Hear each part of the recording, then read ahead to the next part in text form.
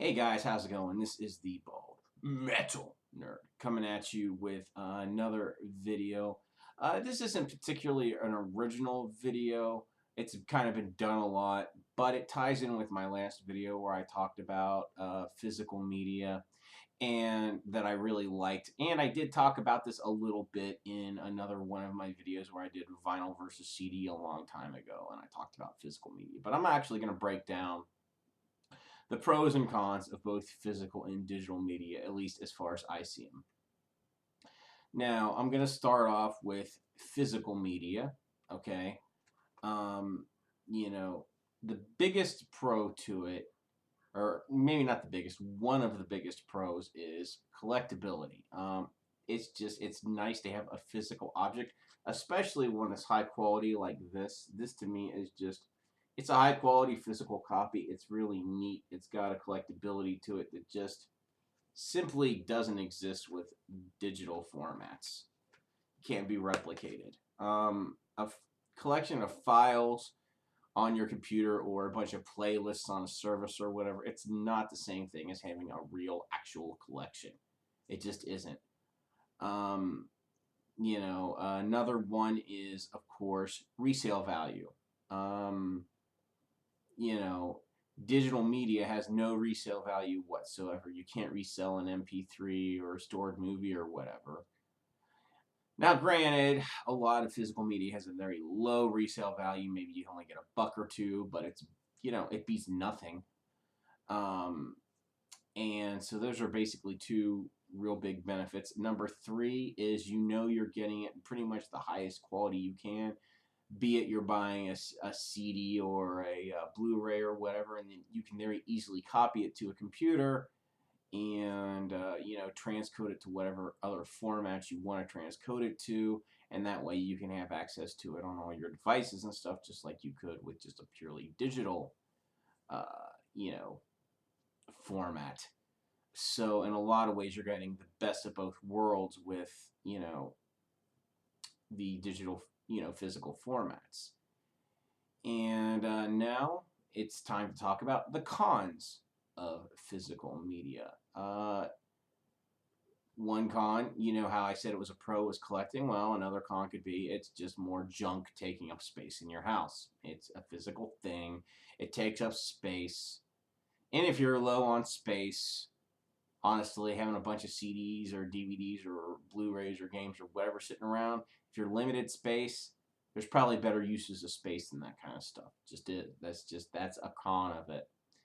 Another con is, it can take a while to get it if you're ordering it online or whatever. If it's digital, you get it right away or as fast as you can download. If it's physical, it has to be sent out in the mail, depending on speed and all that. If you order it, it can take a week or two to get there. So that's somewhat of a con as well. Um, that's definitely a con of it. Let's see. Price. Now that's actually what's funny is very often the CDs will be cheaper than the MP3 albums. I don't know why, but yeah, sometimes it's the other way around. Sometimes the MP3 albums are cheaper. So that kind of it teeter totters depending, release to release. So anyway, that's pretty much it for talking about physical media. Now I'm going to cover digital media. Okay. Basically, the pros of digital media is, number one, you have access to it anywhere, anytime. Yeah, the same could happen with the physical media. It just takes a little more work. Not a lot of work. It's not rocket science, but that is an intrinsic advantage of digital media is universal accessibility. Number two, you don't have a thing to lose. You'll never, well, assuming you don't crash, well, assuming your hard drive doesn't crash or your account doesn't get canceled or whatever, it won't get lost. If you take care of your stuff, if you take care of it, it won't get lost. Um, let's see. So we got accessibility, backups. Number three, would be sometimes the cost is lower. Instant delivery versus waiting for it. More choice. Sometimes things are only available digitally.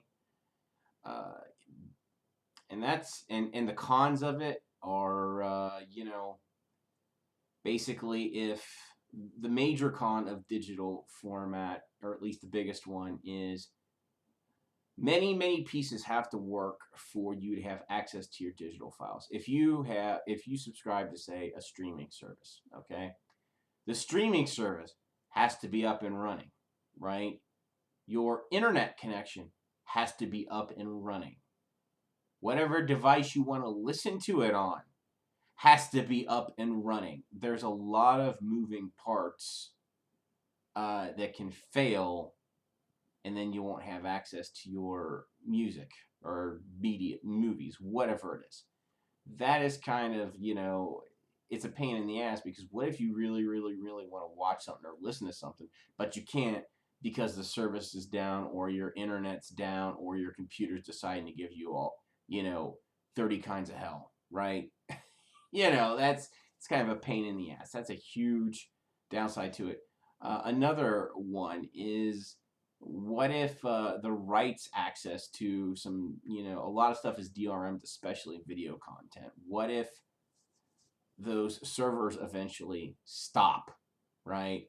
What if the service just goes away? You lose access very easily. It's very much, you can have access one day and the next day, poof, gone.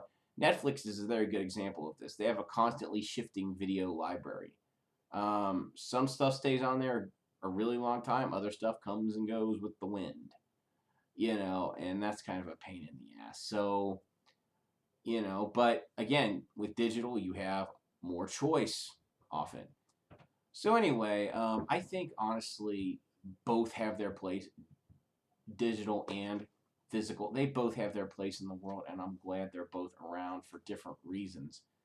Anyway, guys, in the comments below, let me know what you think of this. If you think I missed any pros or cons to either one, which you prefer, why, all that. Anyway, if you did enjoy watching this, as always, please thumbs up, share, subscribe, all that fun stuff. Thanks for watching. I'll catch you guys next.